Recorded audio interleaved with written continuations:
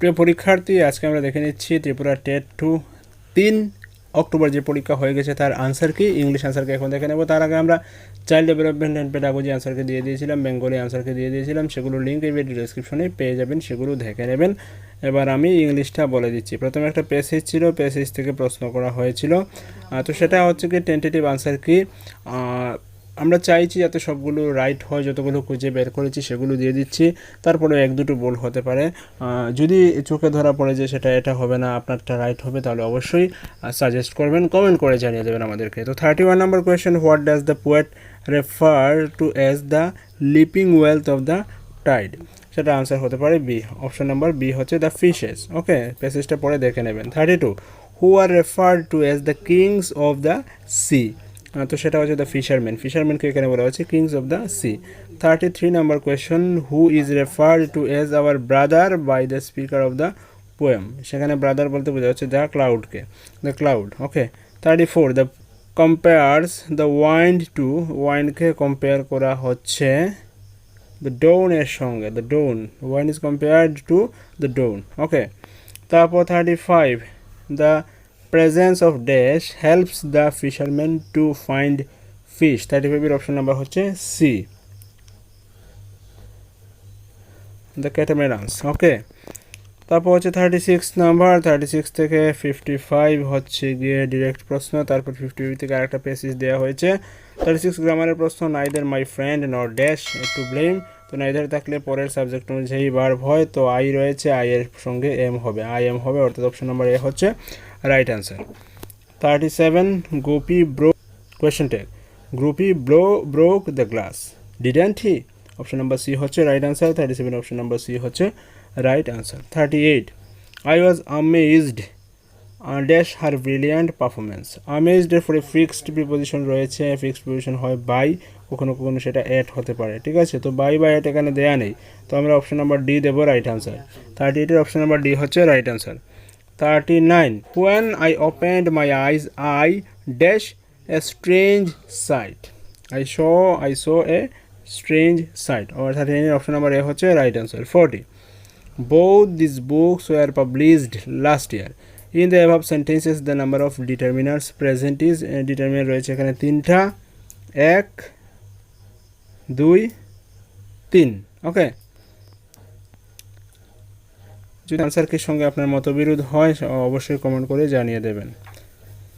41, he replied that he dash, he replied that he, সেখানে কি হবে? সেখানে হবে পাস্ট টেন্স হওয়ার কথা, তো সেখানে পাস্ট টেন্স দিয়ে কোনো আনসার দেয়া নেই, তো এগুলো হবে না, তো নান অফ দ্য অ্যাবাভ হচ্ছে right answer. Option number D হচ্ছে রাইট আনসার।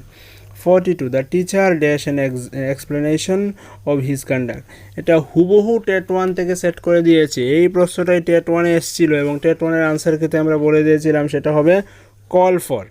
ডিরেক্টলি সেই প্রশ্ন কপি করে দিয়ে দিয়েছে টেট 2-তে, তো কল ফর এখানে দেয়া নেই, তো কল ফর হচ্ছে নান অফ দ্য অ্যাবাভ হবে রাইট আনসার। ওকে, টেট 1 থেকে দুটো প্রশ্ন হুবহু সেট করেছে এই প্রশ্নে, ইংরেজিতে দেখলাম। 43, I dash go to the party but I am still not sure? তো সেটা হবে might, I might go to the party but I am still not sure. Okay. 44, the word nearest in meaning to vening can be, সেটা কি হতে পারে? সেটা হতে পারে কাইন্ডলি, সেটা হচ্ছে কাইন্ডলি। অপশন নাম্বার এ হচ্ছে right answer. 45, the opposite meaning to savage, স্যাভেজের অপোজিট মিনিং হচ্ছে সিভিলাইজড। অপশন নাম্বার সি হচ্ছে 45 এর answer. 46, the full form of RFT is? আচ্ছা, RFT আপনি সার্চ করলে পাবেন যে রেনাল ফাংশন টেস্ট। তো রেনাল ফাংশন টেস্ট যেটা পাবেন সেটা মেডিকেল টার্ম, কিন্তু সাইকোলজিতে, চাইল্ড সাইকোলজিতে RFT এর মানে হচ্ছে অন্য কিছু। RFT এর মানে হচ্ছে option number B, rational frame theory. RFT এর মানে হচ্ছে রেশনাল ফ্রেম থিওরি, কিন্তু আপনি সার্চ করলে পাবেন হচ্ছে রেনাল ফাংশন টেস্ট। তো সেটা আপনি লিখবেন যে RFT বলে লিখতে হবে সাইকোলজি বা চাইল্ড সাইকোলজি বা ইন এডুকেশন, তাহলে রেনাল ফ্রেম থিওরি হবে আনসার। 46 এর অপশন নাম্বার বি হচ্ছে right answer. 47, the rise and fall of tone is? সেটার আনসার হচ্ছে ইন্টোনেশন। 47 এর এ হচ্ছে right answer, intonation. 48 the theory of universal grammar was formulated by, সেটা সবাই জানেন, সেখানে যাদের নাম দিয়েছে হ্যাঁ ক্রাসেন বা পিঙ্কার বা পিয়াজে, তার কেউ নয়, সেটা হচ্ছে নম চমস্কাই। তো universal grammar was formulated by, the theory of universal grammar was formulated by Noam Chomsky. Option number D হচ্ছে রাইট আনসার। তো আপনাদের বলছি, আপনি যদি প্রথমবার আমার চ্যানেলে হয়ে থাকেন, ভিডিওটা প্রথমবার দেখছেন, তাহলে অবশ্যই SM10 টিউটোরিয়াল ইউটিউব চ্যানেলটাকে সাবস্ক্রাইব করে রেখে দেবেন, কারণ স্টাডি সংক্রান্ত সমস্ত ধরনের আপডেট আমরা এখানে দিয়ে থাকি এবং টেটের প্রিপারেশনে আমরা বিগত বছর থেকে সাহায্য করে আসছি। সেটা অবশ্যই আপনার উপকারে আসবে যদি আপনি টেট অ্যাসপিরেন্ট হন। তাছাড়া স্টাডি সংক্রান্ত সমস্ত আপডেটেড ইনফরমেশন সেগুলো আমরা ডিপার্টমেন্ট থেকে পাওয়ার সঙ্গে সঙ্গে আপনাদেরকে জানি। আপনি যদি আমাদের চ্যানেলে নতুন হয়ে থাকেন, এখনও সাবস্ক্রাইব করেননি, তাহলে SM10 টিউটোরিয়াল ইউটিউব চ্যানেলটাকে সাবস্ক্রাইব করে নোটিফিকেশন এনেবল করে রেখে দিন এবং প্রতিটা ভিডিও ডেসক্রিপশন চেক করবেন, কারণ সেখানে ইনফরমেশন দেওয়া থাকে।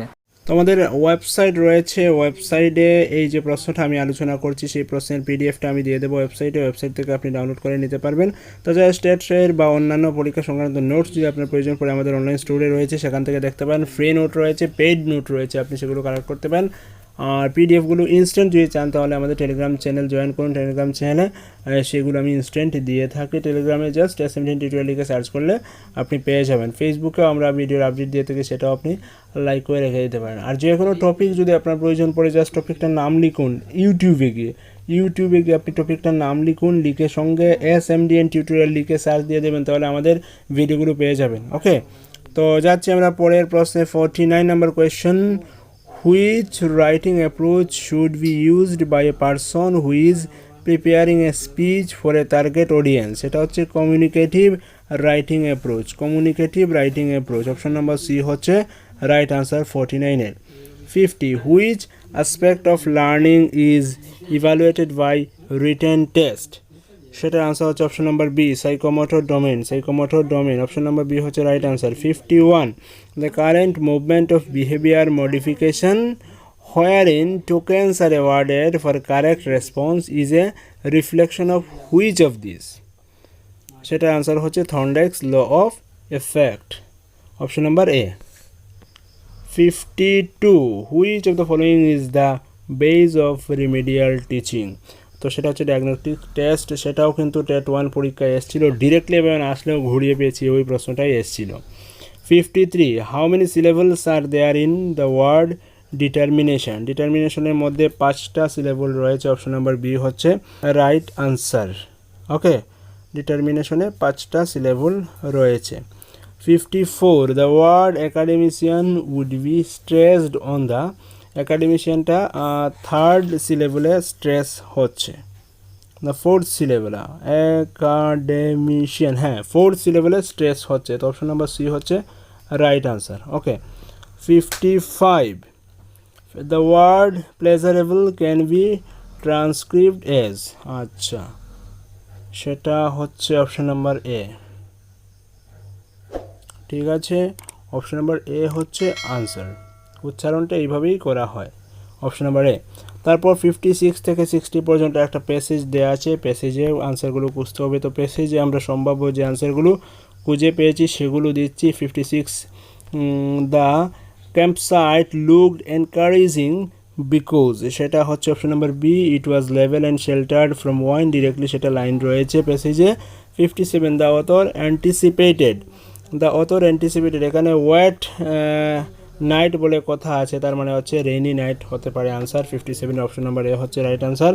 58 the task given to some members was to, এটা হচ্ছে pitch the tents, option C হচ্ছে রাইট আনসার।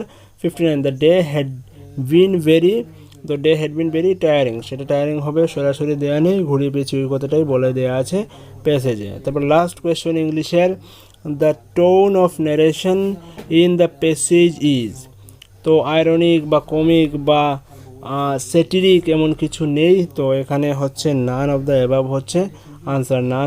হচ্ছে আনসার 60। তো টেন্টেটিভ আনসারকে আমরা বলে দিলাম। টেট 2 2021 ত্রিপুরা টেট 2 এর ইংলিশ সাবজেক্টের বাকি দুটো সাবজেক্টও বলে দেওয়া হয়েছে, এবং যেগুলো বাকি রইল সেগুলো আমরা পরপর দিয়ে দেবো। সেজন্য আমাদের SM10 টিউটোরিয়াল ইউটিউব চ্যানেলটাকে সাবস্ক্রাইব করে সঙ্গে থাকুন। ধন্যবাদ সবাইকে।